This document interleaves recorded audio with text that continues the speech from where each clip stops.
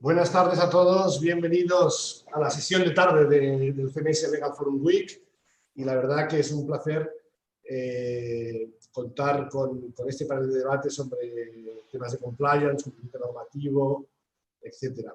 El título del debate es Panorama General del Cumplimiento Normativo en el Sector Financiero y contamos con la presencia de Belén Rico, que es la directora de cumplimiento del BBVA, Silvia Enseñat, que es la presidenta ejecutiva de ASCOM, Elena Díaz Latorre, que es el Global Chief Compliance Officer de Alphonse Bank, y va a moderar el panel Silvia Bacigalupo, que es catedrática de Derecho Penal de la Universidad Autónoma de Madrid.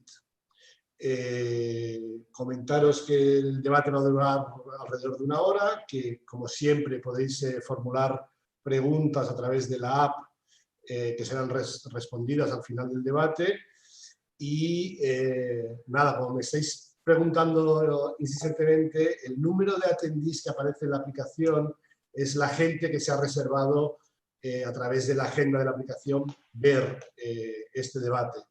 Pero en realidad hay muchísima más gente conectada de los 27 attendees que pone en la aplicación. Nada más, yo le voy a ceder la palabra a ella, a Silvia, para que inicie con la moderación del debate y os dejo en su compañía. Que disfrutéis. Hola, muy buenas tardes a todos. Para mí es un tremendo placer poder estar hoy en esta mesa de debate organizada por CMS y también con la colaboración de FIDE. A ambos agradezco muchísimo la posibilidad de estar hoy aquí con un elenco de profesionales de lujo que realmente, bueno, para un tema tan importante como es compliance en el ámbito del sector financiero y todos los retos que tenemos en este sentido. Vamos a hacer un diálogo entre todos y por lo tanto voy a empezar haciendo las preguntas a nuestros ponentes para que luego la audiencia pueda preguntar. Me gustaría empezar con Silvia para hacerle una pregunta que seguramente ella tiene una experiencia importante en toda esta materia. ¿Cómo ha influido o cómo influye en la función general de compliance una crisis tan extraordinaria como la que estamos viviendo con el coronavirus, ¿verdad? Bueno, pues muchísimas gracias, Silvina, y gracias también a CMS y a FIDE por haber invitado a ASCOM, en nombre del cual pues yo participo en este seminario. Yo creo que además enfocarlo hacia la función de compliance es algo importante porque realmente la función de compliance en crisis como esta yo creo que tiene un rol bastante relevante en general en todas las empresas. Yo prefiero en esta primera intervención referirme con carácter general, ¿no?, a la función de compliance en cualquier empresa, porque luego pues, mis compañeros van a hablar con mayor detalle o mayor concreción de cómo afecta en el sector financiero, pero hay algunas cuestiones que afectan independientemente del sector de actividad de la empresa, ¿no? Entonces, bueno, para analizarlo, una crisis como la que hemos vivido, que es algo absolutamente nuevo, mundial, global y que tiene tantos impactos y tanta repercusión en el día a día de toda la ciudadanía a nivel mundial, pues yo creo que es algo que realmente tenemos que dedicarle tiempo y por eso pues doy la enhorabuena una vez más a los organizadores, porque yo creo que independientemente de todos los eventos que se están celebrando, pues todo es necesario, ¿no? Vemos que una crisis de estas características tiene implicaciones, como digo, muy amplias a todos los niveles. O sea, por un lado, bueno, pues lógicamente las implicaciones a corto plazo. Tenemos distintas crisis que se están produciendo además de forma simultánea en todo el mundo, la crisis sanitaria. Esto, pues lógicamente al final pues hay que proteger a las personas enfermas, a los contagiados, bueno, todo lo que hemos vivido en estos últimos meses. Hay que tener también en cuenta temas de confidencialidad responsabilidad, etcétera. O sea, hay distintos impactos a corto plazo, a muy corto plazo, pero luego también a medio y largo plazo tiene unos impactos y unas repercusiones que vamos a ir viendo, yo creo, a lo largo de los meses que vienen, incluso de los años, ¿no? Pues, por ejemplo, va a cambiar, y eso es indudable ya, las costumbres, la cultura, la forma de hacer y de trabajar. Lo estamos viendo en este ahora mismo, ¿no? Porque este congreso, este seminario se celebraría normalmente de forma presencial y lo estamos teniendo pues de forma online, ¿no? Esto va a suceder con carácter general en muchísimas situaciones, ¿no? Se va a fomentar también el teletrabajo, el coworking, va a afectar a los espacios de trabajo, va a afectar a los espacios educativos, va a afectar a las costumbres sociales, las comidas, a lo mejor de negocio, sobre todo en cierta cultura como la nuestra, ¿no? En donde, bueno, pues había una forma de hacer negocios específica, que yo creo que esto pues lo va a cambiar de forma muy relevante. Y en concreto, pues para ver un poco cómo en esta primera intervención, luego ya en el debate podemos entrar con mayor detalle si hay más preguntas, con carácter general, cómo afecta, digamos, a la función de compliance, ¿no? Y para ello a mí me gusta siempre partir un poco de una definición que a mí me gusta dar de lo que es la función de compliance. Sé que es una definición personal, bueno, pues que no hay una definición legal, ¿no?, de lo que es, pero a mí me gusta definir compliance como la función que gestiona aquellos riesgos que están relacionados con los perjuicios que se pueden causar a terceros, es decir, a los clientes, a los proveedores, a los empleados, a los accionistas, a la sociedad en general, como consecuencia del incorrecto ejercicio de las actividades que se llevan a cabo en la empresa o en la organización, o de comportamientos inadecuados de sus directivos o empleados en el ejercicio de su actividad. Es decir, yo creo que es importante resaltar que la función de compliance siempre intenta prevenir esos riesgos que causan un perjuicio a terceros, y cuando analizamos los riesgos que gestiona compliance, siempre nos damos cuenta de que hay un tercero, ya digo, un cliente, un proveedor, un empleado, un accionista o cualquier persona de la sociedad que es perjudicado como consecuencia de ese incorrecto ejercicio de las actividades o de realizar comportamientos inadecuados.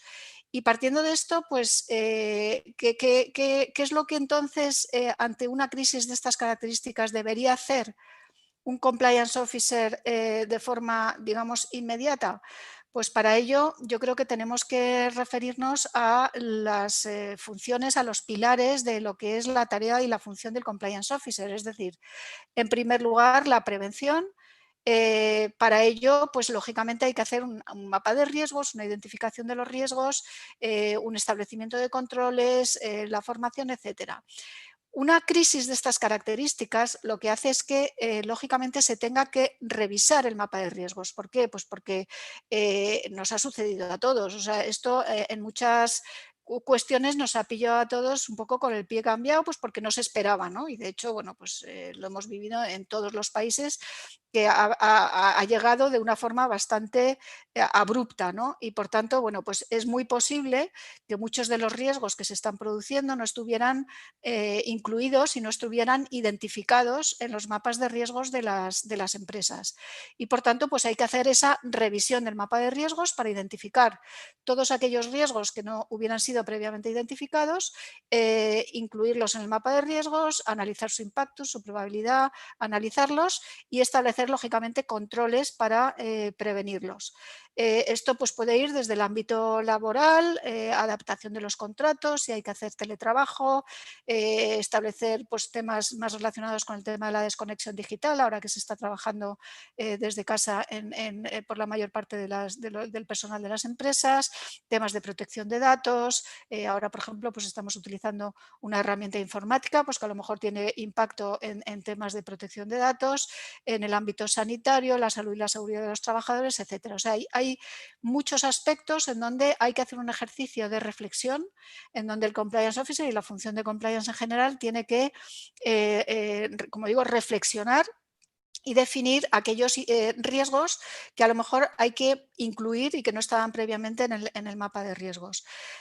Luego también otra de las tareas que tendría que realizar es pues una monitorización de aquellos riesgos que estaban identificados o de aquellos controles para verificar que efectivamente o bien si ha aumentado el riesgo de alguno de ellos, es decir, el impacto o la probabilidad ha aumentado, lógicamente, como consecuencia de esta crisis, las futuras segundas oleadas que ya desde ciertos ámbitos sanitarios nos avisan que pueden suceder, pues la probabilidad de determinados riesgos que antes estaban a lo mejor catalogados como de poco probable, pues ahora su probabilidad aumenta y por tanto su riesgo residual también aumenta y hay que establecer a lo mejor controles adicionales en ese tipo de riesgos. Por tanto, pues esa monitorización también habría que hacerla.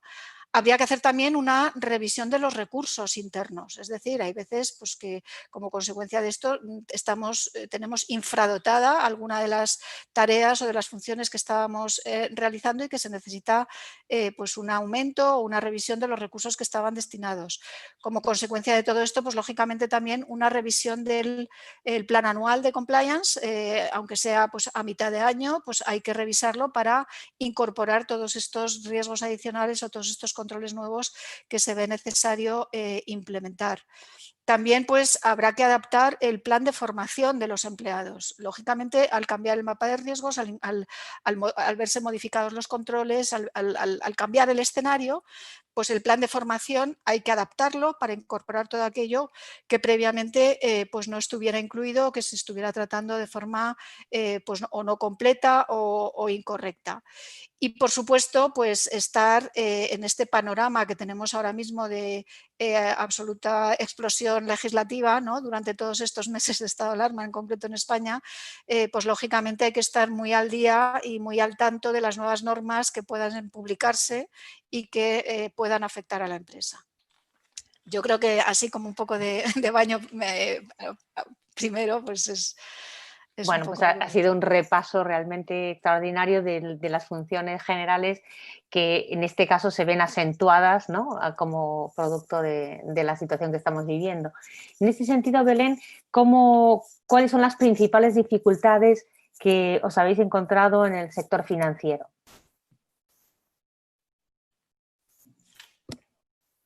Activa el micro, por favor, Belén. Perdón, ¿eh?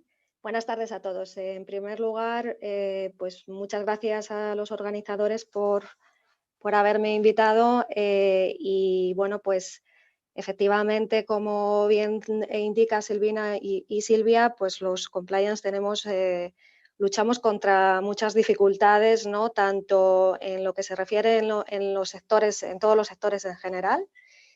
Yo creo que Silvia ha hecho una revisión pues, muy pormenorizada de los temas muy transversales a todas las funciones de cumplimiento, con independencia del sector del que estemos hablando, pero hay otras que son unos hándicaps muy específicos del ámbito del sector financiero, ¿no? En primer lugar, yo destacaría, y también lo ha citado ya en Silvia, ¿no? Destacaría en primer lugar los hándicaps y dificultades que tenemos para gestionar lo que yo llamo las tensiones regulatorias y las tensiones supervisoras, ¿no? En particular en el sector bancario estamos inmersos en un proceso continuo regulatorio, en esa explosión regulatoria que decía Silvia, y no solamente, por supuesto, a nivel local, sino incluso a nivel europeo.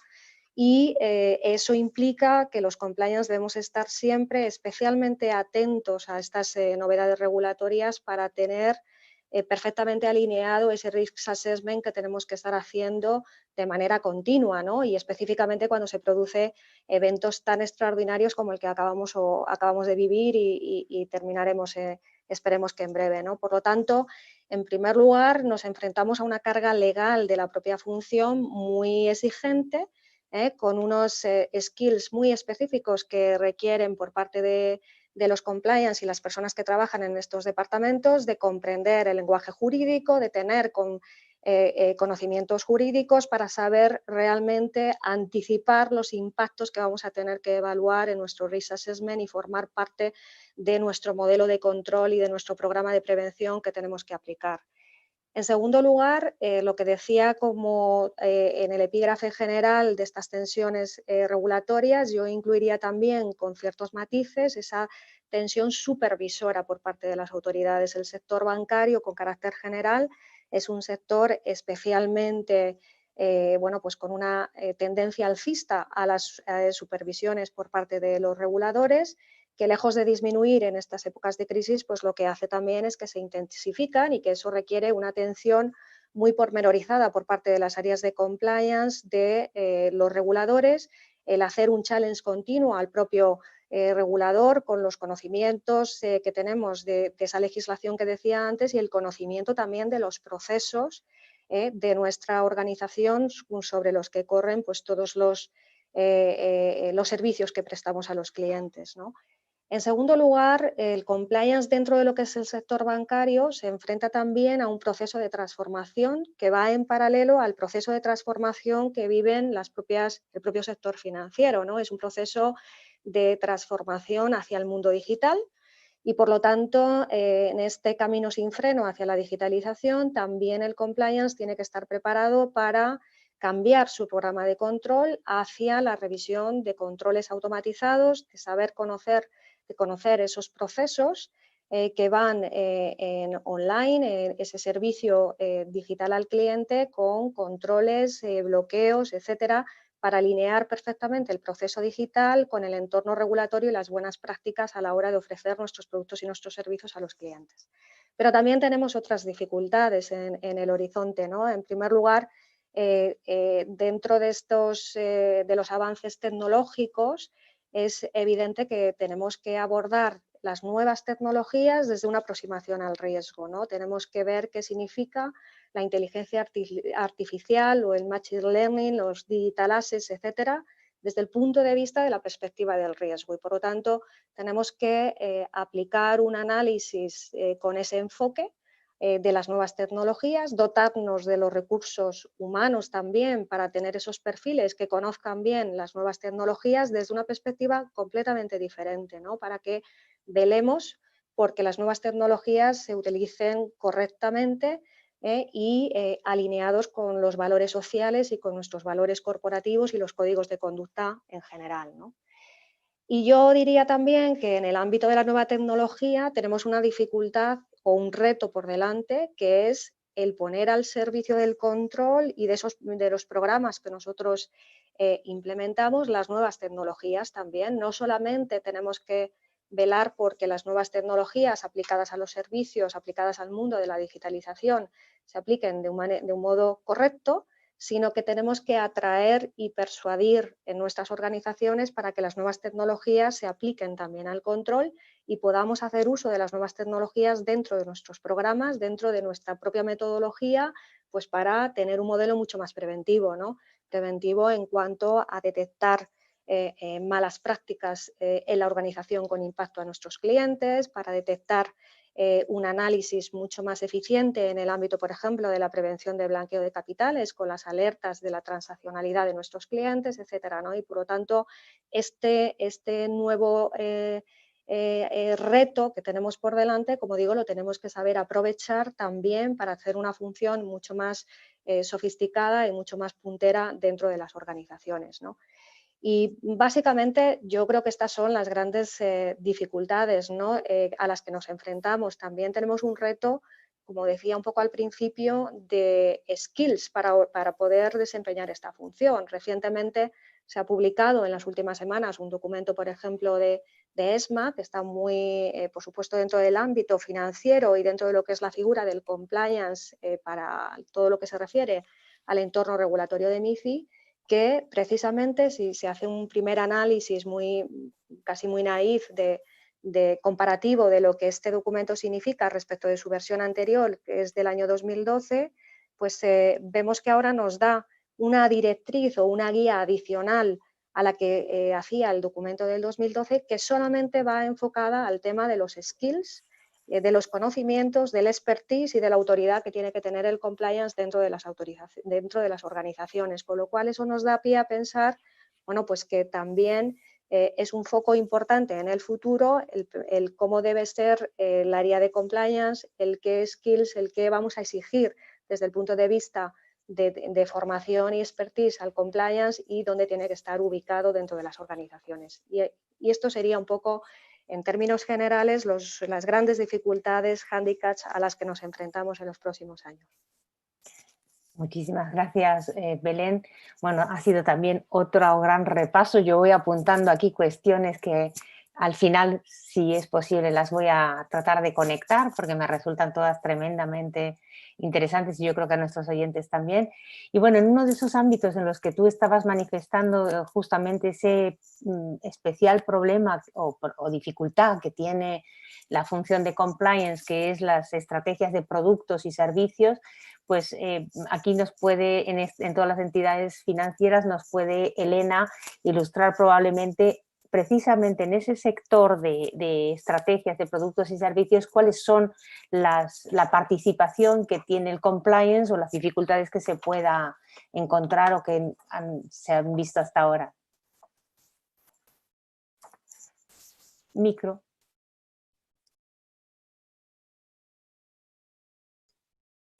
Gracias por avisar. Bueno, decía que primero de todo muchas gracias a los organizadores por haberme invitado a participar. La verdad es que la sesión de hoy es muy interesante y bueno, ya han ido saliendo muchas cosas entre lo que ha ido comentando Silvia y después Belén, que la verdad es que yo iba escuchando a Belén y decía, me quedo sin ideas, porque ella misma pues iba diciendo muchas de las cosas que yo tenía anotadas que creía que eran oportunas, ¿vale? A mí personalmente dentro del mundo de compliance siempre me preocupa cuál es la participación de lo que es nuestra área en todo lo que es la definición de más que la definición, en cómo tenemos nosotros que intervenir y que orientar y ayudar en nuestras organizaciones en todo lo que son la definición de estrategias, productos y servicios que estamos poniendo a disposición de nuestros clientes. Evidentemente cada entidad en función de su tamaño, su orientación, vamos, dentro del sector financiero, porque hay entidades muy diversas y muy distintas, ¿vale? Pero sí que creo que tenemos una serie de factores que son comunes en el momento actual y cuando nos fijamos, bueno, pues en todo lo que es la tendencia en estos momentos del sector financiero, pues hay cosas como que están muy en boga y muy repetidas y que la situación actual, el confinamiento, de alguna forma ha acelerado. La primera, estamos en un mundo muy digitalizado y eso que ya era algo que había venido para quedarse, donde ya hablábamos siempre de servicios multicanal, etcétera, bueno, pues ahora ha pegado un acelerón tremendo hacia la vía de lo digital, con todo lo que eso impacta de perder parte de las relaciones personales y el desarrollo que tiene luego en los servicios que se prestan desde las entidades financieras a los distintos clientes. Y eso es algo que está ya ahí para quedarse y, bueno, creo que todos somos conscientes de cómo cambia la percepción y cómo gente que podía ser anteriormente un poco reticente a encajar esta manera de relacionarse con la entidad financiera, ahora mismo ya ha roto esas barreras de rechazo para lanzarse con ello, ¿vale? El segundo tema, desde el punto de vista de las estrategias y todo lo que son los servicios en el sector financiero, es el mundo de datos. Antes también lo han mencionado Silvia y Belén. Estamos en un mundo en el cual se están utilizando datos permanentemente. Tenemos una norma muy estricta por parte de GDPR en la hora del cumplimiento, pero es que el uso de los datos en nuestros modelos, en las estrategias del sector financiero, es algo que va más, ¿vale? Y por lo tanto, desde Compliance tenemos que saber cómo interactuar con ello y cómo dar nuestro asesoramiento en el sentido de cuáles deben de ser las prácticas adecuadas en este sentido, ¿vale? Por otro lado, y fruto muchas veces de las dos cosas, cada vez nos encontramos con unos productos y unos servicios que son más innovadores, ¿vale? Más innovadores, que tienden a tener otra vía de cercanía con los clientes. Esto también es una tendencia de estar mucho más orientados hacia los clientes, pero de una manera distinta a la que podía haber hace un tiempo. Y bueno, pues de nuevo toda esta situación de confinamiento nos cambia esa manera de acercarnos al cliente. Por otro lado, de cara también a todo lo que son productos y servicios, yo creo que es importante que sepamos dónde estamos. Tenemos una situación de tipos de interés que se mantiene muy bajo y ahora añadimos una serie de incertidumbres de, bueno, no sabemos cómo vamos a reaccionar después de este confinamiento desde el punto de vista de situación económica, grandes líneas, y todo eso evidentemente va a influir en las estrategias de las entidades, va a influir en el sector financiero. Además, el trending tópico, como se diga ahora, el ESG, o sea, todo lo que es sostenibilidad. Sostenibilidad, además, en dos aspectos fundamentales. Por un lado, tenemos toda la regulación de sostenibilidad que nos está llegando ya como una oleada importantísima. Esta misma semana pues ha visto ya los RTS que han publicado la Comisión Europea sobre cómo se va a modificar los reglamentos delegados y el reglamento delegado, el principal de MiFID y la directiva delegada, incluyendo todos los temas de ESG en esa regulación que no está lejana en el tiempo, que es que ha entrado en vigor solamente hace 2 años.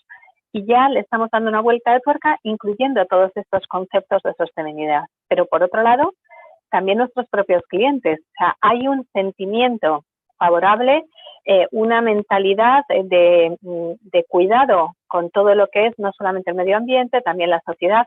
Y creo que en este sentido, fijaros, hasta esta pandemia, hasta esta situación, todo lo que era ESG estaba muy focalizado. Cuando hablabas de estos temas siempre era medio ambiente, medio ambiente, medio ambiente. Creo que ahora esto nos ha hecho mirar hacia los ámbitos sociales, darnos cuenta de cuáles son las situaciones que se están viviendo en estos momentos y tener una sensibilidad a flor de piel en todo lo que son los ámbitos hacia la sociedad en general, ¿vale? Con lo cual, es otro tema que desde el punto de vista de estrategias del sector financiero están ahí para quedarse en los dos aspectos, regulatorio y sensibilidad de la sociedad. Y luego, otro tema que creo que también está muy en boga y al cual tenemos que estar muy atentos, es todo el mundo de lo que es la externalización. Externalizaciones a la nube, creo que están en todas partes, pero en el sector financiero, claramente. Todos los que estamos, yo creo que aquí conectados, somos conocedores de la guía de EBA del año pasado, que, bueno, es muy exigente en cuanto a lo que es la regulación de las externalizaciones que se lleven a cabo y de todo lo que ha implicado estas externalizaciones para compliance en cuanto a la involucración que tiene. No por nada la guía de EBA de gobierno interno, cuando habla de lo que es la parte de gobierno de productos, considera que dentro de lo que es el gobierno de productos y las obligaciones que tiene compliance, una externalización que sea relevante de los procesos se tiene que considerar y enfocar de la misma manera, ¿vale? Luego, este es otro aspecto en el cual desde este punto de más cross del gobierno de productos y de los servicios que se están prestando desde los sectores financieros, también tenemos que considerarlo, con todos los riesgos diferentes que acompaña o los controles que hay que aplicar. Con todo esto, compliance tiene un papel, en mi opinión, fundamental en todos estos cambios, ya que está involucrado claramente en todos los procesos de nuevos productos y servicios. Bueno, hacía referencia hace un momento a la guía de la EBA, claramente a mí me hace mucha gracia porque es que más claro no lo pueden decir los supervisores, que tenemos que estar involucrados en la aprobación y en el lanzamiento de cualquier nuevo producto o servicio. Tenemos una obligación de ser capaces de captar cuáles son los posibles riesgos que pueda haber con cualquier nuevo servicio o producto, ponerlos encima de la mesa de nuestra organización, ser capaces de dar el asesoramiento que sea adecuado para que aquello se desarrolle de una forma adecuada, correcta, no solamente cumpliendo con la regulación, sino también atendiendo un poco a el mejor interés de nuestros clientes para favorecer que efectivamente, como decía antes Belén y Silvia, los otros interlocutores que tenemos, bueno, pues vigilar también cuál va a ser el impacto de cualquier ese nuevo servicio o producto, esa externalización en esas relaciones que tiene la entidad financiera con otros stakeholders, ¿vale? Y un tema que también, bueno, en este sentido, también a mí me parece que es muy importante recordar que para mí compliance tiene una labor fundamental como la función que tiene que ser el garante del comportamiento de la organización. Y en esta garantía o esta vigilancia de cuál es el comportamiento que tenemos en las organizaciones, bueno, pues históricamente a lo mejor lo veíamos un poco mirándolo como cuáles son los procesos de venta, cómo nos relacionamos, cómo está la relación con los clientes, cómo lo estamos identificando. Creo que en esto la situación actual, con todo lo que he comentado antes, nos da una vuelta de tuerca clarísima. Y es que ahora mismo lo que tenemos que vigilar es cómo son los procesos digitales, cómo son los procesos de toma de decisión de las distintas fases, qué herramientas tenemos para poder ser capaces de controlar todas esas tomas de decisiones y esas fases, esos momentos en la interrelación que tenemos con todos los clientes de muy distintas formas, ¿vale? Con lo cual, aquí esa garantía que tenemos que ofrecer o que tenemos que ser capaces de mitigar riesgos y anticiparlos, bueno, pues de alguna forma es muy exigente para compliance. Y por último, ¿qué pasa dentro de nuestros departamentos? ¿Vale? Lo ha comentado también Belén, necesitamos ser equipos multiperfil, ¿vale? Para mí es la única manera que tengo de poder identificarlo. Ya no nos vale el tener solamente todos con un perfil, ni ser un perfil muy de control, ni ser un perfil, como yo digo, y sin menospreciar, de verdad que no, que me lleva muy bien el perfil auditor, ¿vale? Ni podemos tener solamente el perfil jurídico, ni necesitamos skills, necesitamos distinto tipo de habilidades dentro de los equipos de compliance, porque si no, no vamos a ser capaces de entender nuevos servicios que van acompañando la estrategia de las entidades en el sector financiero. No vamos a ser capaces, por lo tanto, si no los entendemos, si no sabemos de lo que nos están hablando nuestros compañeros de otros departamentos, no podremos tener capacidad para identificar riesgos, ¿vale?, que puedan surgir. Con lo cual, ese compliance multiperfil creo que es algo a donde tenemos que ir. No solamente en la parte de productos, como decía antes, tenemos cosas muy innovadoras, con lo cual tenemos que entender qué es lo que nos llega para analizar, para poder dar nuestro feedback, nuestra opinión, hacer nuestros informes como corresponde, como nos exigen los supervisores, pero también como yo entiendo que todo lo que es la dirección de las entidades en las que trabajamos espera de nosotros, ¿vale? Que seamos capaces de aportarles ese valor añadido con nuestra opinión, con nuestro criterio, ¿vale? Y para eso tenemos que entenderlo, con lo cual a mí me preocupa mucho esa necesidad de un compliance multiperfil, porque evidentemente las entidades son de muy distinto tamaño y por lo tanto, bueno, hay que aplicar aquí siempre el famoso criterio de proporcionalidad, pero tenemos que ver de qué manera somos capaces de ir incorporando estos perfiles dentro de nuestros equipos.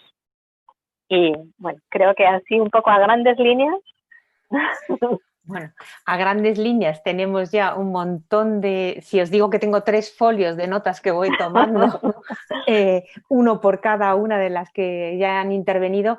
Bueno, y ahora nos queda Jaume también con un último punto, porque si no nos llevaría lógicamente todo el resto de la tarde también, pero sobre la importancia que tiene en las segundas líneas de defensa de las entidades financieras esta combinación entre las funciones de compliance y de risk management. Sí, muchas gracias, Silvina, y gracias a CMS por la invitación. Seguramente muchos de nuestros oyentes se preguntarán cómo es que se ha colado una persona de riesgos en un debate sobre compliance, ¿no? Además con el nivel pues, que este panel está mostrando, ¿vale? La razón, un poco para explicar, es que el mundo de la gestión de riesgos y compliance pues quedaron íntimamente unidos desde el año 2018, cuando la EBA publicó pues, las directrices de gobierno interno a las que antes Elena hacía diferente, ¿vale? Esto se basaba en una directiva de la UE del 2013, ¿vale? Y de hecho son de obligado cumplimiento para todas las entidades financieras desde junio de 2018. O sea, ya llevamos con ello pues un tiempo, ¿de acuerdo? ¿Qué establece estas directivas para unir en el sagrado matrimonio a compliance y a la gestión de riesgos? Pues bien, especificar los sistemas, procedimientos y mecanismos de gobierno interno que las entidades financieras y las empresas de inversión tienen que implementar, ¿vale? Entre muchas otras cosas, y ahora miro mi chuleta, pues las directrices establecen las funciones y composición de los órganos de gobierno, de las unidades de los consejos de administración, de los comités internos a la compañía. Establece el concepto de cultura de riesgos, ¿vale? Dando foco de la responsabilidad a la compañía en la gestión de sus riesgos. Y aquí cuando digo riesgos ya vamos más allá un poco del clásico riesgo de crédito, ¿eh? Como también apuntabais antes algunas de mis compañeras de panel, ya no solamente miramos el riesgo de crédito, pues los riesgos operacionales, riesgo de conducta, riesgo reputacional, riesgo operacional. Hay un catálogo de riesgos pues, que cada entidad tiene según el negocio que desarrolle y hay que velar por ello pues, tanto como el clásico riesgo de crédito. Más cosas que establece la directiva, pues el código de conducta, los conflictos de interés y el marco del control interno, donde se insiste en una gestión prudente del negocio y en una necesidad de la identificación, medición y mitigación de los riesgos. ¿De acuerdo? Otra cosa que establecen es que los órganos ponen la responsabilidad en los órganos de gobierno de la entidad, es decir, los consejos de administración, pues la responsabilidad de cumplimiento de las leyes, normativas y políticas internas de la entidad, además de ser el responsable de establecer y controlar el marco de control interno. ¿Vale? Y dentro de este marco de control interno, lo que define la directriz es la organización en lo que se llama 3 líneas de defensa. ¿Vale? Y aquí pues, muchos de nuestros oyentes o videntes, o ambos, ¿vale? Se preguntarán qué es esto de las 3 líneas de defensa, ¿vale? Para los que os guste el fútbol, y por cierto, felicidades por el reinicio de la liga, porque parece que este país puede vivir sin muchas cosas, pero no sin fútbol. Es un poco sorprendente. Las líneas de defensa no es que pongamos a Gerard Piqué y a Sergio Ramos a jugar en las medias y delanteras respectivamente, ¿vale? Sino que quiere decir que el negocio se estructura en un sistema de control de 3 capas, ¿vale? La primera capa es la llamada primera línea de defensa, donde tenemos las clásicas áreas de los negocios, ¿vale? Desde marketing, comercial, riesgos, cualquier área, que son áreas generadoras de riesgo y tienen sus propios controles sobre los riesgos que generan. ¿De acuerdo? La segunda línea es la relevante aquí, porque es la de control interno, ¿vale? Y es la que está formada por las áreas de compliance y la llamada Risk Management Function en inglés, la función de gestión de riesgos, ¿vale? Y cuya función es controlar que los controles que hace la primera línea pues sean los adecuados, ¿vale? Cuidado porque cuando la palabra gestión de riesgos puede inducir aquí a confusión, ¿no? No es el riesgo clásico y no es el departamento de riesgos clásico que vela por el riesgo de crédito, sino es una nueva capa de control, ¿vale? Que junto con compliance se dedica pues un poco a establecer los controles necesarios sobre las áreas y la primera línea de defensa en general. Y la tercera línea de defensa, pues la que un poco se dedica a controlar que la segunda línea de defensa, es decir, compliance y risk management function, hagan buen trabajo, pues es auditoría interna, que completa, digamos, las capas de control del negocio, ¿vale? Esto es lo que establece, digamos, la directriz de la EBA, y ahora seguramente muchos de nuestros oyentes pues entenderán qué hace aquí una persona tradicionalmente de riesgos y que ahora pues está ocupando el rol de risk management function en su negocio. ¿Vale? Lo relevante también que establece la directriz es que los responsables de la función de control interno tienen que ser independientes de las áreas que controlan, ¿vale? Y rendir cuentas directamente a los órganos de gobierno, léase consejos de administración, ¿vale? También establece que este matrimonio que decía antes entre compliance y risk management pues puede ser también monoparental, ¿eh?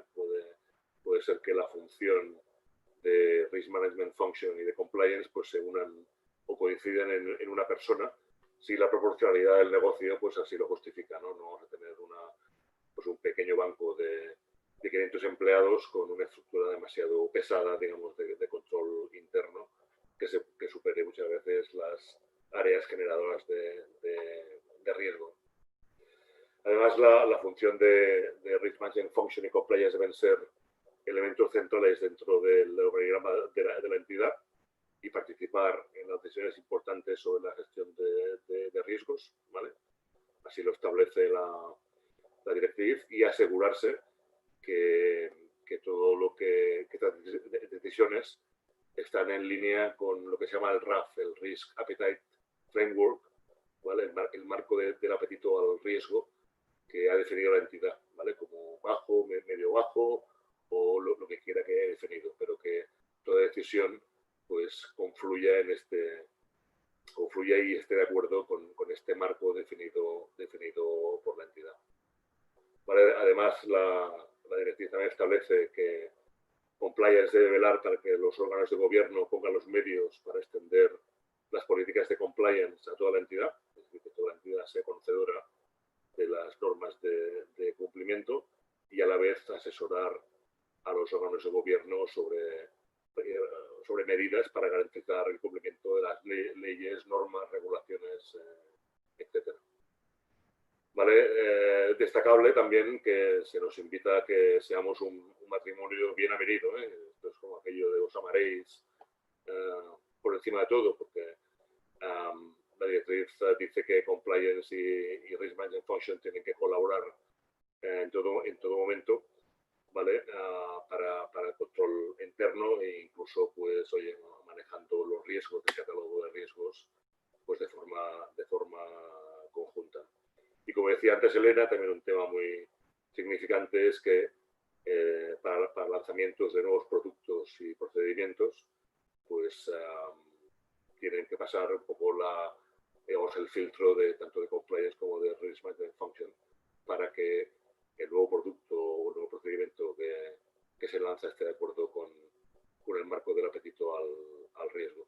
Un poco para terminar y para dejar paso a las preguntas que seguramente son más interesantes, deciros que en mi entidad ya llevamos algún tiempo desarrollando el esquema y que desde luego para mí pues, la colaboración entre compliance y risk management function es muy positiva. O sea, no puedo decir más que cosas buenas porque realmente ha reforzado mucho el control interno de la compañía y está siendo muy apreciada por el input está siendo apreciada por los órganos de gobierno por el input que están recibiendo, ¿no? De las dos áreas en cuanto a feedback de su negocio que antes pues no se producía.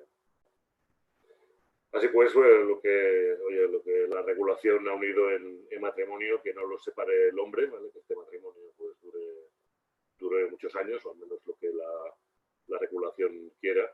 Y desde luego, si el fin era hacer entidades financieras más eficientes, mejor controladas y asegurando que están dentro del terreno de juego marcado por la normativa, pues yo creo que el esquema lo ha conseguido. Entonces, muchas gracias. Bueno, muchísimas gracias, Jaume, porque bueno, yo creo que ahora tenemos ya el elenco completo de un paso importante de los temas de compliance en un sector como el financiero, que además está acostumbrado a hacer compliance mucho antes de que tuviéramos responsabilidad penal de las personas jurídicas y el tema de compliance se pusiera encima de la mesa como un tema importante, porque si hay un sector que empezó con mayores exigencias regulatorias en esta materia ha sido el sector financiero, a la par del sector de las cotizadas en general. Y yo creo que hay por lo menos tres grandes temas que me parece que han salido, que son importantísimos. Es por un lado, o cuatro, pero bueno, hay muchos más, pero por poderlo centrar, uno en las cuestiones importantes de las funciones, y ahí unimos Silvia Comelet con las skills que son tan importantes y cuáles son esa amplísima dimensión que hay en la función de compliance y la necesidad de combinar perfiles, donde evidentemente la parte jurídica es importante porque es fundamentalmente un conocimiento de cumplimiento regulatorio, pero donde tienen que tener cabida muchas otras cuestiones que afectan también a esas funciones en relación a la sostenibilidad, por ejemplo, que me parece que es otro de los temas importantes que ha salido y que ha planteado Elena. Y dentro de las cuestiones que planteó Jaume, bueno, pues ahí ya se combina riesgo y compliance, lógicamente, como dos materias que no pueden estar separadas la una de la otra, porque al fin y al cabo, pues aunque sean en distintas fases o en distintas líneas de defensa, de protección de la actividad, terminan siendo una unidad en última instancia de valoración en este sentido. Yo creo que hasta ahora hemos sido capaces de prepararnos para los riesgos, para la valoración de riesgos, Y si hay algo que ha sido importante o que por lo menos la COVID nos ha confrontado, es que hay una materia que todavía lejana y que sin embargo va a entrar de lleno en la función de compliance, que es la previsión de las incertidumbres. Vamos a tener que ir más allá del riesgo. Es decir, ahora estamos familiarizados con la previsión de riesgos y ahora vamos a tener que introducir algo mucho más, algo tan incierto como son situaciones de incertidumbre vinculadas a riesgos, pero que nos tiene que colocar en ir más allá de los riesgos que podemos prever con toda la experiencia que tenemos y que ya adelantamos en gran medida en esos análisis de riesgos que hacemos. Tenemos que dar un paso más adelante que está vinculado con todas las cuestiones que hemos visto de sostenibilidad, de los skills, etcétera. Con lo cual creo que tenemos un abanico muy amplio de temas sobre los que los oyentes y videntes pueden ahora plantear sus preguntas, y estoy segura que Ignacio tiene un montón de preguntas ya en la lista de espera, así que no acaparo más la audiencia para que puedas dar paso a las preguntas, Ignacio. Muy bien, muchas gracias. Bueno, nos preguntan si conocemos cuáles son los motivos mayoritarios de las multas en compliance, que desde 2015 apuntan que se cifran en 2.450 millones de euros en multas.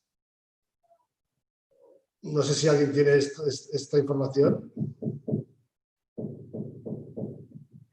Bueno, yo... hola, soy Belén Rico otra vez. No soy capaz de evaluar de dónde sale esa cifra.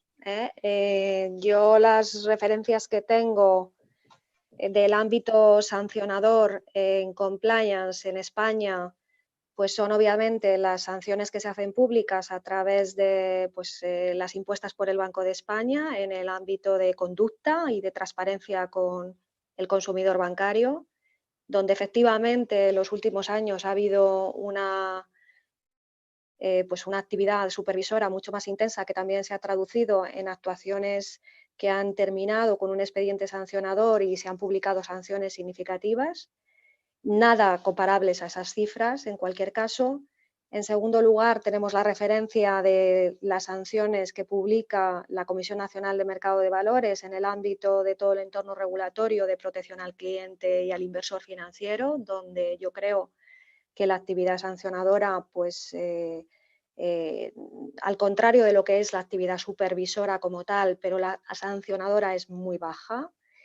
Y sí que es importante el impulso que está tomando la actividad sancionadora en el ámbito de la prevención de blanqueo de capitales. Yo creo que sin saber el dato exacto de cuáles son las multas que se están barajando a nivel europeo, porque yo creo que esa es una cifra a nivel europeo probablemente, donde ha habido algunas sanciones públicas a entidades financieras de cifras muy significativas, han estado siempre relacionadas con el ámbito de la prevención de blanqueo de capitales, donde es verdad que es un lastre social que supone mucho daño a la economía y donde se está poniendo mucho foco supervisor y sancionador en Europa. Y por lo tanto esas cifras están en el ámbito de la actividad sancionadora en otros países europeos. Y de los que también se está haciendo eco la autoridad supervisora en España, aunque tampoco en esas cifras tan elevadas.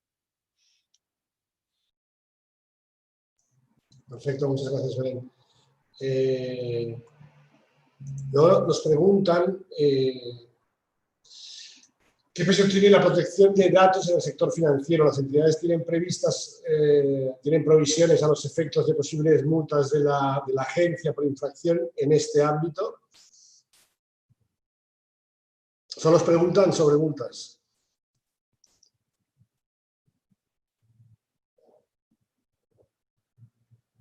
¿Alguien quiere...?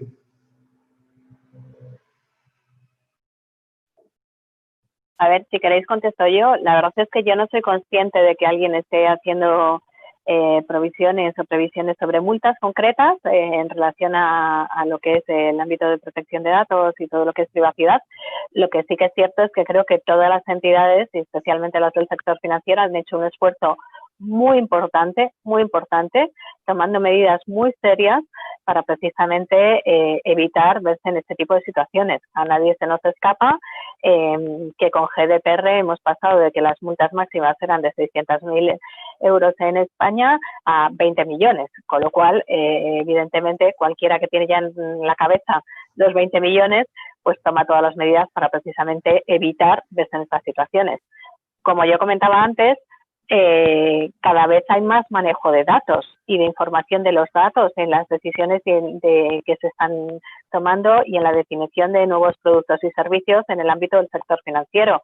Pero eso siempre se está haciendo, por lo menos yo la experiencia que tengo es siempre que se está haciendo, es con bastante precaución, desde la implantación, desde luego, de GDPR, bastante precaución y siempre considerando, oye, cuál es la opinión del DPO en cuanto a las medidas que haya que tomar precisamente para evitar un mal uso de los datos. No sé si aquí alguien más queréis añadir algo, pero yo creo que es un tema en el cual todas las entidades en el sector financiero yo creo que son muy sensibles y están poniendo muchas cautelas. Yo sí, vamos, alejándome un poco del tema de las multas, pero yo creo que sí que es un tema muy relevante y a mí me gustaría incidir un poco en el tema de un compliance officer, yendo un poco atrás a lo que comentaba antes, qué tiene que hacer, ¿no? Entonces yo creo que en ese sentido, pues ha habido acciones que ha tenido que adoptar a muy corto plazo. O sea, cuando sucede una crisis de estas características, volviendo un poco al tema del Congreso, de la conferencia de hoy, lo primero es el plan de continuidad de negocio, el solucionarlo inmediato, los enfermos que pueda haber, cómo podemos seguir prestando servicio a los clientes, cómo podemos, pues eso, plan de continuidad de negocio, lo inmediato, ¿no? Una vez que eso ya está superado, pues el compliance officer lo que tendrá que hacer es lo que comentaba yo antes, o sea, hacer un poco de reflexión del mapa de riesgos, de qué riesgos tenemos que incorporar, qué controles, dar la formación al personal, etcétera, etcétera. Pero luego, una vez que ya se supera esa segunda fase también, que digamos que estábamos hablando del medio plazo, tenemos que pensar un poco más a largo plazo, ¿no? Entonces, ahí sí que yo creo que esta reflexión, y concretamente en el tema de datos, que se ha tratado a lo largo de yo creo que todos lo hemos tratado en las intervenciones y también ahora en las preguntas, va a tener que ser una reflexión a futuro de todo el mundo y donde lógicamente los compliance officers vamos a tener que participar y que aportar, porque es que se está dando una paradoja muy importante que yo creo, que es que todo esto nos está conduciendo hacia formas de hacer las cosas. Vamos a poner, por ejemplo, la famosa app de seguimiento de los contagiados, ¿no? Que al final pues tiene temas de protección de datos muy importantes. O, por ejemplo, en las universidades que no están pudiendo hacer los exámenes presenciales, los tienen que hacer con la cámara, ahí hay denuncias, ha habido un dictamen, un informe de la Agencia de Protección de Datos poniendo muchas cortapisas, o sea, que ahí nos encontramos en una dicotomía, o sea, en una paradoja en donde todo esto nos está conduciendo hacia un mundo un poco orwelliano, ¿no? Me gusta decirlo, de un poco de gran hermano, y que donde ahí pues tenemos que poner el otro lado de la balanza e intentar encontrar un equilibrio, que lógicamente no está en prohibirlo todo, porque si lo prohíbes todo no podemos hacer nada, pero tampoco está en permitirlo todo, porque entonces nos llevaría a un mundo pues un poco de locos. Entonces, por eso digo, saliéndome un poco de la multa, yo creo que sí que tenemos que hacer una reflexión profunda, todos, la sociedad en general, pero en este sentido también los reguladores, la propia Agencia de Protección de Datos va a tener que reflexionar, yo creo que un poquito más a medio y largo plazo, porque a lo mejor este informe que ha hecho concretamente del tema este de los exámenes, pues ha sido para hacerlo así en un mes, ¿no? Porque tenía que solucionar los exámenes de junio. Pero que ahí yo creo que hay que hacer una reflexión más a futuro y es un ejercicio, desde mi punto de vista, apasionante, porque ahí también estamos un poco en lo que decía Silvina, o sea, en gestionar las incertidumbres, porque realmente al final nadie sabe esto, pues cómo va a ser el futuro, cómo va a ser el mundo próximo, y ahí, pues bueno, yo creo que el granito de arena nuestro de los compliance officers, pues es importante, ¿no? Muy bien. Y Silvia, a raíz de lo que comentabas, todo el tema de teletrabajo, todo lo que se está dando ahora, ¿va a participar el compliance officer en acabar de armar la estructura legal de este nuevo modelo de trabajo? ¿Os va a tocar participar en las decisiones o es solo parte de recursos humanos? No, por supuesto el Compliance Officer tiene que participar. Es que es un poco también lo que decía Elena y lo que se ha dicho a lo largo de toda la intervención. La participación del Compliance Officer en todos los procesos de la empresa que involucren a terceras partes, como en este caso pues pueden ser los empleados o incluso los clientes, pues la visión del Compliance Officer es fundamental. Es que, o sea, el sector financiero es verdad que está muy regulado y que incluso ya hay normas y que es que lo regulan, o sea, que es que no cabe otra. Pero en el resto de sectores también, o sea, yendo un poquito más allá, porque realmente, aunque no esté regulado, la función y la opinión del Compliance Officer, porque tiene un punto de vista distinto a los demás, es decir, es un poco a lo que a mí, o sea, el abogado pues lo verá desde un punto de vista de cumplimiento de la ley, digamos, pero el Compliance Officer en este sentido pues lo verá desde una perspectiva de cómo se deben hacer las cosas, cómo debe ser el comportamiento de la empresa, que decía también Elena antes, cómo se debe, no solamente lo que te permite la ley, sino desde un punto de vista más ético o de buenas prácticas, cómo se deben hacer las cosas y por tanto, por supuesto, el Compliance Officer tiene que participar.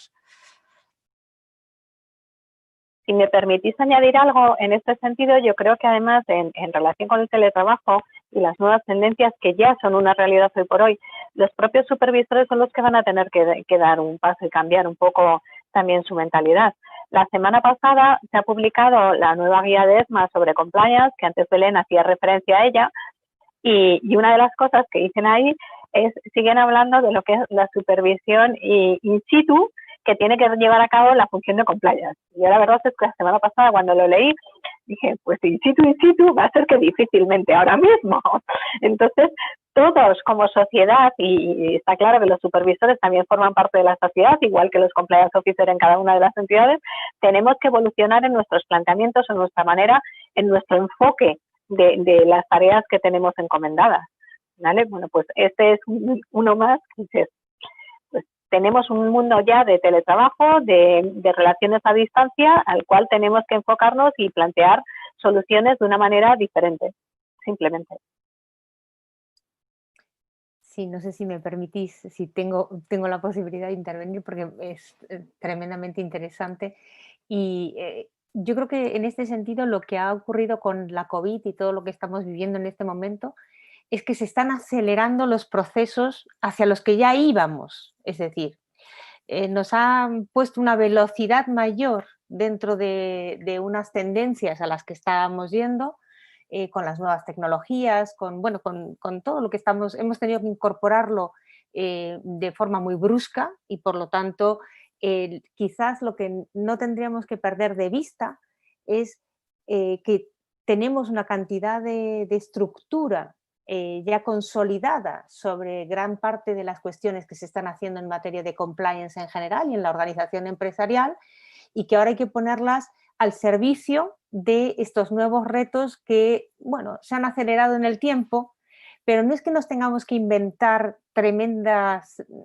un complejo nuevo de normas y demás, sino es desarrollar las que teníamos, que venían consolidadas o que están cada vez más consolidadas y, sin embargo, ir hacia adelante. Quizás la circular o el dictamen que hizo la Agencia de Protección de Datos en materia de los exámenes ha sido el primer shock, ¿no? La primera sensación de no se puede avanzar tanto, quizás porque no hubo tiempo para pensarlo prácticamente. Pero a partir de ahora estamos ya en ese camino y tenemos que pensarlo desde las garantías que ya hemos consolidado y de los derechos que están protegidos en esta materia, a una velocidad un poco que tenemos que ir un poco más rápido con todo esto. Pero creo que no hay que tenerle miedo a esta situación, ni tener miedo a implementar las normas de compliance en el teletrabajo, porque creo que, pero evidentemente también lo que decía Elena, hay que cambiar rápidamente porque les pilló con el pie cambiado y in situ es una situación que hoy tenemos que ya pensarla hacia adelante, que no todas las situaciones pueden ser de ese control in situ y que por lo tanto hay que aprovechar esta oportunidad para pensar bien cómo preservamos los derechos de intimidad y de seguridad, pero sin embargo permitiendo una labor de compliance en esta materia. Yo, lejos de tenerle miedo al escenario, creo que es una gran oportunidad la que tenemos para poder avanzar bueno, nos ha dado un empujón, a veces hace falta, a veces el empujón lo da la ley y en este caso el empujón lo está dando la realidad a la que nos tenemos que enfrentar, pero no creo que estemos desvalidos para ello. Nos ha pillado desprevenidos, pero no desvalidos, diría, ¿no? Belén, Jaume, a nivel entiendo que en vuestra área de trabajo también entra todos los conceptos de crédito responsable, sostenibilidad del crédito, etcétera. Por ahí, esta semana nos preguntaban otra vez sobre el buró positivo para acercar más el crédito a las empresas. ¿Cómo valoráis toda esta parte de riesgo crediticio, que Jaume tiene bastante experiencia, pero más desde el lado del compliance officer? Si me permitís, inicio un poco la respuesta, seguro que se podrá complementar por mis compañeras más tarde. A ver, yo creo que el propositivo es tan fácil como que se va a crear si las entidades que tienen que crearlo quieren. Creo que el problema ahora es que hay alguna entidad pues que, oye, se siente que si comparte los datos pues está en desventaja respecto a la competencia, ¿no? Y esto es un tema pues, que en España culturalmente ha sido tradicionalmente muy difícil, y que si no hay un cambio de mentalidad, pues yo no le veo un cambio inmediato. Hace mucho tiempo que se está hablando de esto. El mundo anglosajón obviamente pues siempre ha sido más liberal en este sentido, pero la cultura de banca española pues ha sido en este sentido, si me permitís, muy secretista. Respecto al crédito responsable, sí, yo diría, no sé si meterlo en el mismo cajón, pero ahora seguramente si tenemos un foco en la banca es en cuanto al tema de moratorias, ¿vale?, a los clientes, surgidas tanto del Real Decreto ley que lanzó el gobierno el mes de marzo, como de los acuerdos sectoriales de CECA, ASNEF, que han ido saliendo un poco como medidas de ayuda al cliente.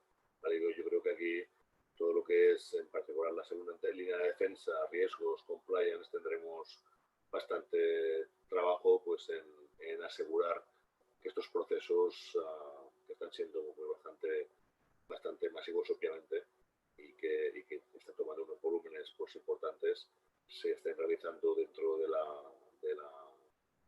norma. Por ejemplo, pues el Real Decreto Ley de moratoria del Gobierno exige una serie de condiciones a los clientes para que se acojan a estas moratorias, ¿no? Entonces tenemos que asegurar que todos los controles, que las áreas que están ejecutando esto, pues estén, digamos, ejecutando todos los controles necesarios para asegurar que cumplimos la ley, porque si no, en este sentido, y de nuevo volviendo al tema de las multas, yo ya preveriría multas, ¿vale? Porque la información se reporta a la CIRBE, va a ser pública cuando concedemos una moratoria, porque en el sentido de que el Banco de España lo va a conocer, y si damos una moratoria pues de forma incorrecta, seguramente va a tener alguna consecuencia. Por lo cual, si se ir un poco al punto de vista táctico, digamos, ahora mismo, hoy por hoy, día 11 de junio a esta hora, digamos, el reto que al menos a mí más me preocupa. No sé si a mis compañeras tienen algún otro. Pues yo, retomando la última idea o la última parte de la exposición de Jaume, en relación al tema de las moratorias, yo creo que efectivamente ha sido un reto importante para las funciones de compliance, en el sentido de que siempre hemos estado quizás más focalizadas al mundo del producto financiero y a la distribución y comercialización de productos, quizás menos, con menos foco en la responsabilidad del crédito y en la responsabilidad entendida también como transparencia en la parte de los productos de activo para los clientes.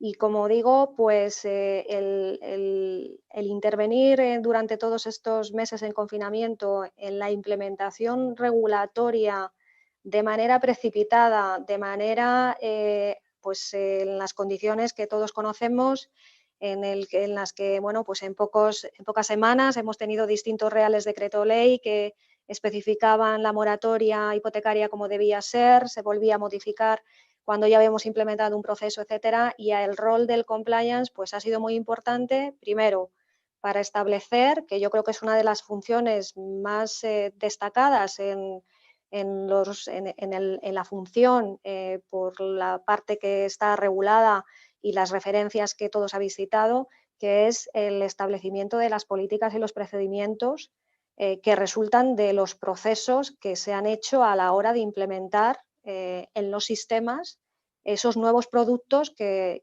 se han hecho al albur de la crisis, ¿no? Entonces, lo primero, por lo tanto, ha sido un rol muy participativo en establecer esas políticas, esas comunicaciones internas para hacer una comercialización adecuada del producto. Segundo, en velar porque toda la documentación a los clientes sea una documentación en la que prime la transparencia de en qué condiciones se tiene que dar la moratoria hipotecaria o la moratoria no hipotecaria, en qué condiciones y cómo coexiste con la moratoria sectorial, cómo coexiste con otras soluciones que siguen vigentes en este momento, que es la aplicación del Código de Buenas Prácticas, prácticas en el ámbito hipotecario, el tema de deudores hipotecarios que resultó en la regulación del 2012 de la anterior crisis y, por lo tanto, el ser transparentes al cliente en todo lo que el nuevo producto significa y los costes en un momento dado que también ese producto podría tener, ¿no? Esto mismo se ha traducido también no solamente en las moratorias más pensadas para en el ámbito proteccionista del ciudadano medio, sino también en el ámbito de las pymes, de los autónomos, de las empresas, a la hora de establecer y aplicar las líneas de los avales ICO y la transparencia a la que nos hemos obligado al firmar esos convenios con el ICO para el disfrutar de los avales públicos, ¿no? Y que también implica trasladar al cliente una serie de condiciones, trasladar al cliente todas las premisas de esta nueva financiación. Pero en tercer lugar, yo creo que más allá también de lo que se ha hecho en toda esta primera fase de implementación y aplicación y por lo tanto realidad para los clientes que pueden disfrutar ya de esas soluciones COVID, como lo hemos estado por llamar, las soluciones COVID, pues también ahora, ya en un periodo de una cierta más calma, pues las funciones de cumplimiento también se despliegan en hacer un análisis causal de qué tipo en un momento dado de reclamaciones o de quejas o de preguntas hay por parte de los clientes, porque es un indicador básico para que nos permita de nuevo calibrar si el proceso se ha implementado bien o mal, si se está haciendo una comunicación que es lo suficientemente completa o está dando lugar a algún tipo de reclamación por parte de los clientes, o si por el contrario el proceso está adecuado y ahí siempre va a haber reclamaciones que no se van a poder evitar, ¿no? Pero es un foco también muy importante ya a posteriori para mitigar el riesgo dentro del programa de prevención que con carácter general tenemos, ¿no? Pero lo cierto es que ha sido una experiencia de poner en estrés al propio programa de prevención que llevamos habitualmente en un área en el que quizás teníamos menos experiencia y el resultado pues, ha sido muy positivo y además pues, ha venido ya para quedarse y nos dará más apertura en este área que comentamos de la responsabilidad del crédito o la transparencia en el ámbito de la financiación.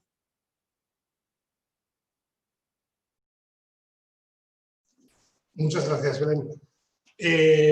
Silvina, como moderadora, te dejo cerrar el debate y ya nos despedimos porque nos estamos pasando ya casi 15 minutos, pero bueno, los temas son tan interesantes. Sí, yo estaba pensando justamente ahora que si nos dejaban, seguíamos y mirábamos el reloj y nos da las 7 o las 8 o más, porque bueno, yo creo que no podríamos haber tenido un mejor elenco de ponentes para poder abordar tantísimos temas como han salido. Que ya os digo, la verdad que tengo 3-4 folios aquí de temas interesantes y que me gustaría seguir discutiendo y debatiendo, pero creo que hemos tenido una sesión muy rica en preguntas también y que a todos nos permite avanzar. E insisto, yo creo que ahora nos han puesto un poco más de velocidad en algunos de los temas a los que se dirigía ya el compliance y que está ya preparado, por lo tanto sin tener ese miedo de que estamos preparados. Y si hay un tema que me parece que es tremendamente, que es el reto, por así decirlo, en este momento, es ya nos hemos, digamos, acostumbrado y tenemos una larga trayectoria en la prevención de los riesgos y nos podemos adelantar incluso a muchos más de los que hubiéramos pensado, pero ahora el escenario nos ha permitido ver que hay más allá de los riesgos, hay una incertidumbre que tenemos que incluir también en toda la prevención de estos riesgos. Es decir, bueno, ¿qué incertidumbres adicionales se podrían llegar a dar en este escenario, ¿no? Entonces empezar a tener, y eso yo creo que es lo que va a permitir avanzar hacia unos programas y a una cultura empresarial en general, da igual cuál sea, como decía Silvia al principio, no es una cuestión que esté vinculada a un sector, sino que la importancia es en general y luego ya cada uno lo adapta a su sector con mayor, con más finura, por así decirlo, por depurar las funciones, pero creo que estamos en un buen camino. Así que muchísimas gracias por esta magnífica sesión, a los ponentes, a los organizadores y por haberme permitido también estar hoy aquí en este rol que también he disfrutado muchísimo. Espero que los oyentes hayan tenido esa misma sensación, por las preguntas parece que sí, pero en todo caso creo que tenemos que quedar emplazados para seguir con estos temas porque nos hemos dejado mucho en el tintero. Muchísimas gracias. Muchísimas gracias, Belén Rico, Elena Díaz, Silvia Enseñat, Silvia y querida Jaume Torra. Muchísimas gracias a todos y a la audiencia. Nada, mañana último día del CMS Legal Forum Week, que como bien habéis comentado, antes lo hacíamos en un día de tirón y ahora llevamos una semana. Pero bueno, la verdad que es muy gratificante conectarse y ver los mensajes que se están dando a la audiencia, la gente está interactuando mucho. Y de momento, en este formato digital, pues es teneros cerca, que es lo que quería la organización. Así que muchas gracias y feliz tarde a todos. Chao. Muchas gracias. Muchas gracias a vosotros. Adiós. Adiós. Adiós, gracias. Gracias.